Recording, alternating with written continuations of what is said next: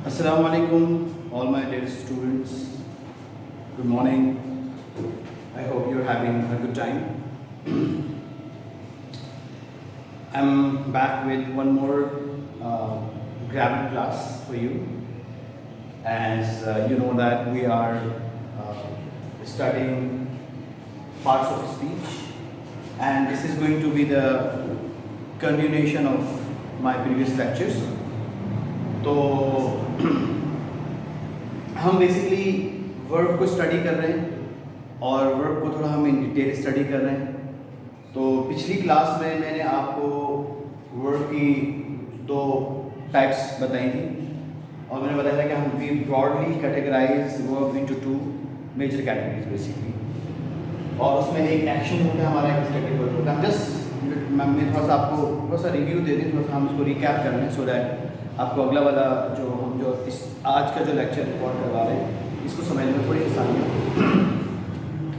मैंने थोड़ा सा क्विकली जाऊंगा। मैं एक्शन वर्ब में तो बताया था आपको, दो वर्ड्स बताए थे कि मैंने आपको एक्शन वर्ब बताया था और उसमें मैंने लिख दिया physical action form ING form पे, यानी कि आईएनजी फॉर्म हम इसमें इस्तेमाल करते हैं, ठीक है, वर्ब की, ठीक है। अच्छा, स्टैटिक वर्ब में आ जाते हैं। स्टैटिक वर्ब बेसिकली आपका नॉन फिजिकल होता है, do not use ING form, ठीक है। हम इसमें तो आईएनजी फॉर्म इस्तेमाल करते हैं। और मैं आपको बताया एक्शन वर्ब वो वर्ब होते हैं जिसमें आपको कोई काम फिजिकल, जैसे फिजिकल एक्शन से लिखा, आपको इससे ही समझ में आ जाएगा कि फिजिकल एक्शन का मतलब ये होता है कि आपका जिसम फिजिक इस्तेमाल हो रहा हो, ठीक है, उसको हम फिजिकल एक्शन कहते हैं। और नॉन फिजिकल ओबियसली जिसमें आपकी फिजिक इस्तेमाल नहीं होती। मैंने आपको कल मिसाल देकर समझाया था कि जो है लव, हेट, लाइक, रियलाइज और अंडरस्टैंड, और इन ये सारे स्टैटिक वर्ब क्या होते हैं, जैसे स्टेट से निकला स्टैटिक वर्ब। स्टेट कहते हैं हालत को, कंडीशन को, ठीक है। तो ये बेसिकली हमारी कंडीशन बताता है। ये कोई फिजिकल, इसका ताल्लुक आपके थॉट प्रोसेस से है, ठीक है, यानी कि आपके इमोशन से है। आपके इमोशन आपके सेंसेस से, आपके सेंसेस, आपके इमोशंस, आपका जो थॉट प्रोसेस है, आपका जो जिस पर आप ओपिनियन फॉर्म करते हैं, तो बेसिकली उससे आपका ताल्लुक है। ये तो पूरा फिजिकल हो गया, ये आपका वो है। फिर मैंने कल बताया था आपको कि कुछ हमारे पास कुछ ऐसी सिचुएशंस हैं जहाँ पर हम जहाँ मैंने लिखा हुआ भी है कि मिक्स्ड वर्ब्स, ठीक है, mixed verbs, action verb plus static verbs, यानी कुछ ऐसे वर्ब्स जो एक्शन के तौर पर भी इस्तेमाल होते हैं और उनको हम एज ए स्टैटिक वर्ब भी यूज़ करते हैं। हम दोनों तरीके से उनको इस्तेमाल करते हैं depending upon the context and the situation, ठीक है। जो सिचुएशन होगी, जो कॉन्टेक्स्ट होगा, अकॉर्डिंगली हम उसका मायने अखज़ करेंगे, हम उसका जो मीनिंग है वो एक्सट्रैक्ट करेंगे, समझ रहे हैं आप। तो अब यहाँ पर देखिएगा, मैं आपको कुछ एक्सेप्शन समझाऊंगा, थोड़ा सा बताऊंगा कि किस तरह आप इसको समझेगा। अभी हमने यहाँ लिखा हुआ है एक्शन प्लस स्टैटिक वर्ब, उसमें थिंक है, हैव है, टेस्ट है, सी है, फील है, ठीक है। ये जो मैंने आपको पता है, आपने देखा होगा हैव और थिंक, हैव, टेस्ट, सी, मैंने बताया था कि स्टैटिक वर्ब है, लेकिन ये सारे एक्शन वर्ब भी होते हैं। आप उसको हम कैसे समझेंगे, देखिए थोड़ा सा मैं आपको एक्सप्लेन करता हूँ। एक वर्ड ले लेते हैं, सपोज सी, ठीक है। क्लास देखें, अगर मैं आपको ये बोलूँ कि सी का वैसे मतलब होता है देखना, जैसे सपोज अगर मैं कहता हूँ आई सी शी इज जस्ट कमिंग, ठीक है। आई सी शी इज जस्ट कमिंग, मैं देखता हूँ कि वो बस आ रही है, ठीक है। तो यहाँ पर देखिए आप, यहाँ पे कोई काम नहीं हो रहा है, एक स्टेट मतलब कोई फिजिकल ऐसा काम नहीं हो रहा कि जिससे आपको कोई फिजिकल कुछ काम होता हुआ नजर आ रहा हो। मतलब इससे आप देख सकते हैं कि यहाँ पर ये जो सी इस्तेमाल हुआ बेसिकली ये एक नॉन फिजिकल, और ये बेसिकली यहाँ पर as a state verb use हुआ है। मतलब मैं ये नहीं कह सकता कि यार अच्छा मैं ये नहीं कह सकता कि I am seeing she is coming, I am seeing आप यूज नहीं कर सकते। बेसिकली ये स्टेट बता रहा है आपको, यानी कि आपके इसका ताल्लुक आपके सेंसेस है, राइट। आप देख रहे हैं, मैंने आपको बताया था सेंसेस, इमोशन, थॉट्स, इन सब का ताल्लुक, ये इस तरह के जो वर्ब्स होते हैं वो हमारे स्टैटिक वर्ब्स हैं। लेकिन अगर हम देखें, सपोज अगर मैं कल किसी डॉक्टर से मेरी अपॉइंटमेंट फिक्स हुई है, अब यहाँ पर सी, अब देखिए मैं लिख देता हूँ I am seeing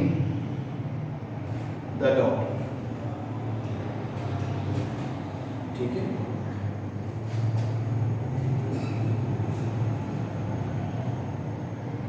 ठीक है। I am seeing the doctor tomorrow, मैं कल डॉक्टर। अब यहाँ पर जो I am seeing the doctor tomorrow, आप देखिए यहाँ पर मैंने इसके साथ क्या लगाया, आईएनजी फॉर्म लगाई है। तो बेसिकली यहाँ पर जो सीइंग है इसका बेसिकली मतलब होता है मिलना, मीट, ठीक है।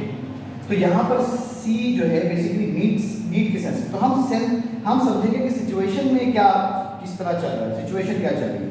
तो यहाँ पे I am seeing the doctor tomorrow, मतलब मैं कल डॉक्टर से मिलूंगा, या ऐसी मीटिंग जो फिक्स्ड हुई हुई ऑलरेडी आप, तो उसमें हम ये सीन का इस्तेमाल करते हैं। तो यहाँ पर सीन का मतलब मिलना है, तो इसलिए हम यहाँ पर चूंकि फिजिकल काम है, आपको मिलने के लिए जाना है, तो ये एक्शन वर्ब है, ठीक है। इसको हम as a action verb consider करेंगे। और यहाँ पर हम चूंकि यहाँ पर सिर्फ हम सेंसेस की बात कर रहे हैं, हम देखने की बात कर रहे हैं, तो फिजिकल एक्शन कोई कुछ नहीं हो रहा, तो बेसिकली हमारा सी यहाँ पर क्या है, basically non physical static verb. मैं आपको एक और मिसाल देकर समझाऊंगा तो आपको समझ में आ जाएगा। मैं जब भी क्लास में आता हूँ, मैं एक जुमला स्टार्ट में बोलता हूँ कि I hope you are having a good time. आपने देखा होगा, I hope you are having a good time. मैं इस तरह जुमला बोलता हूँ आपको, I hope you are having a good time, ठीक है। तो यहाँ पर जो है, मैंने तो आपको बताया कि जो हैव है ये एक पोजीशन शो करता है। क्या शो करता है? पोजीशन। तो पोजीशन में भी हम कभी आईएनजी फॉर्म इस्तेमाल नहीं करते। ये हैव क्या शो करता है क्लास? हैव का जो मैंने स्टेट फॉर्म बताया था आपको, उसमें मैंने आपकी बात बताई थी कि ये बेसिकली क्या शो करता है? पोजीशन शो करता है। तो पोजीशन शो करने के लिए कभी भी अगर आपको ये बोलना हो कि आप मेरे पास एक मार्कर है, तो आप कभी ये नहीं बोलेंगे I am having a marker, ये गलत हो जाएगा। आप बोलेंगे आई हैव अ मार्कर, ठीक है। या my younger brother has a bike, मेरे छोटे भाई के पास एक बाइक है, ठीक है। तो कभी भी पोजीशन शो करने के लिए, इसी कल भी मैंने आपको अगर प्रीवियस लेक्चर में आप जाए तो उसमें देखेंगे मैंने पोजीशन में लिखवाया भी है हैव, ओन और इस तरह जो बिलोंग, इनके साथ कभी भी हम जो है आईएनजी फॉर्म इस्तेमाल करते हैं। लेकिन यहाँ मैंने इस्तेमाल किया है हैव के साथ आईएनजी फॉर्म। प्लस यहाँ पर बेसिकली मतलब होता है लाइक गुड टाइम, ठीक है। यानी यहाँ पर हैविंग का मतलब होता है एंजॉयिंग। यहाँ पर हैविंग जो हैव है, हैव का मतलब यहाँ पर क्या है कि I hope you are having a good time, मतलब I hope you are enjoying your time basically. तो एंजॉयिंग के सेंस में है, ठीक है। तो यहाँ पर हम जो है इसको हम आईएनजी फॉर्म का इसमें इस्तेमाल हम कर सकते हैं, ठीक है। तो एक तो है पोजीशन शो करता है, इसमें तो आपको पता है पोजीशन में हम कभी भी आईएनजी फॉर्म इस्तेमाल नहीं करते। जबकि जब हम एंजॉयमेंट, जैसे अगर मैं कहता हूँ right now my father is having shower, ठीक है, यानी कि मेरे अब्बू शावर ले रहे हैं, नहा रहे हैं। तो हैविंग शावर का मतलब है कि वो अभी नहा रहे हैं, हैविंग, ठीक है।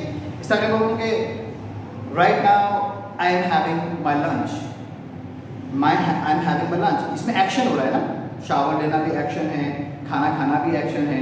मेरी बात समझ रहे हैं आप? लेकिन अगर मैं पोजीशन बताऊंगा कि आई हैव अ मार्केट, तो उसमें कोई काम नहीं हो रहा है, ये एक स्टेट बता रहे हैं आपको, एक पोजीशन बता रहे हैं, तो इसमें आप हैव इस्तेमाल करेंगे। लेकिन अगर मैं बोलूँगा I am having a lunch, I am having a lunch, तो आप इसका मतलब आप ये बता रहे हैं कि इसमें आप कोई एक्शन बता रहे हैं, जैसे काम होता हुआ नजर आ रहा है आपको, ठीक है। तो इसी तरह हम इसको हैविंग इस्तेमाल करेंगे। तो यहाँ पर हैविंग का मतलब लाइक टाइम, गुड टाइम या एंजॉयिंग योर टाइम कह सकते हैं आप, ठीक है। और यहाँ पर जो हैव है किसी की पोजीशन बता। अच्छा, मैं एक और मिसाल लेकर समझाता हूँ, तो इसका ज़रा ख्याल रखिएगा। ये सारे मैं आपको एक्सेप्शन बता रहा हूँ। अच्छा, एक वर्ड है हमारे पास थिंक, ठीक है, think.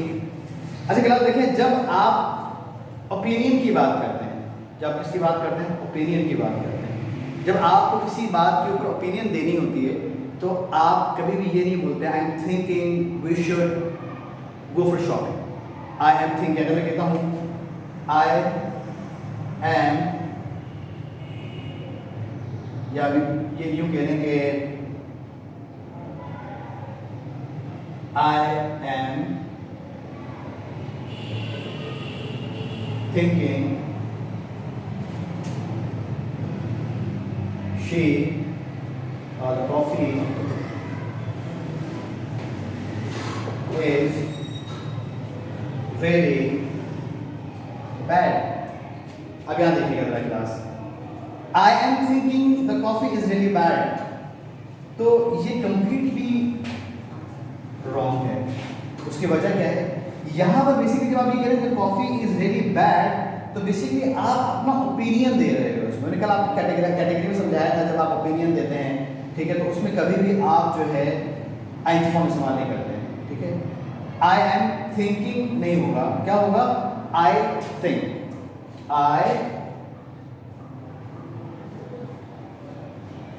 I think the coffee is really bad. I think the coffee is really, तो यहां पर क्या हुआ, थिंक, इस जब ओपिनियन देते हैं think as a state verb use होता है, ठीक है, स्टेटिक वर्ब यूज होता है। तो यहां पर क्या हुआ, आई थिंक, ये क्या बेसिकली क्या बता रहा है, आपका ओपिनियन दे रहा है, ये ओपिनियन दे रहा है, तो इसलिए ये स्टेट वर्ब के तौर पर इस्तेमाल होगा। लेकिन जब आपका दिमाग किसी चीज को कंसीडर करने के बारे में सोच रहा है, लेकिन किसी चीज के बारे में ओपिनियन नहीं है, किसी आपका जो ब्रेन प्रोसेस हो रहा होता है, जब आपका दिमाग किसी चीज के बारे में सोच रहा होता है, तो उस प्रोसेस में हम एक्शन वर्ब यानी कि हम आईएनजी फॉर्म इस्तेमाल कर सकते हैं। मिसाल के तौर पर मैं आपसे एक सवाल कहता हूं,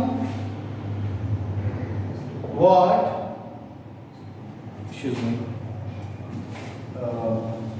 यहां पर अगर मैं आपसे कहूं व्हाट आर यू थिंकिंग, ठीक है, ये सवाल है class, what are you thinking. तो यहां देखेंगे थिंक के साथ मैंने क्या यूज किया है, आईएनजी फॉर्म इस्तेमाल किए। तो बेसिकली इस थिंकिंग का ताल्लुक क्या है, आपके दिमाग के अंदर बेसिकली कुछ चल रहा है, ये कोई ओपिनियन नहीं है। ओपिनियन में तो आपको मैंने बताया कि स्टेट वर्ब यूज होता है, लेकिन यहाँ पर चूंकि आपका दिमाग कुछ फंक्शन कर रहा है, प्रोसेस कर रहा है, सोच रहा है, कुछ कंसीडर बेसिकली करने की कोशिश कर रहा है, तो यहाँ पर हम आईएनजी फॉर्म यानी कि एक्शन फॉर्म के तौर पर इसको लेंगे। What are you thinking, I am thinking about, I M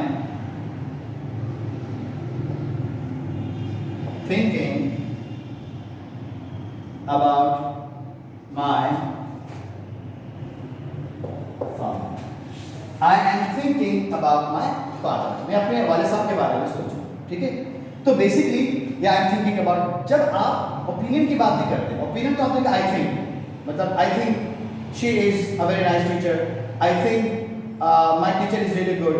जो जिसमें आप ओपिनियन देते हैं वो तो आपका स्टेटिक वर्ब होता है, लेकिन जब आप बात करते हैं एक्शन की, और एक्शन के जब आपका brain, your mind is processing, right, और जब आपका दिमाग किसी चीज के बारे में सोच रहा है, कुछ भी सोच रहा है, तो उसके लिए आप थिंकिंग का वर्ड इस्तेमाल, थिंकिंग यानी आईएनजी फॉर्म इस्तेमाल कर सकते हैं, ठीक है। तो क्या हुआ, यहाँ पर जो पहले मैंने बताया वो थिंक ओपिनियन में स्टेटिक वर्ब है, यहाँ पर वही थिंक आपका क्या होगा, as a action verb use होगा।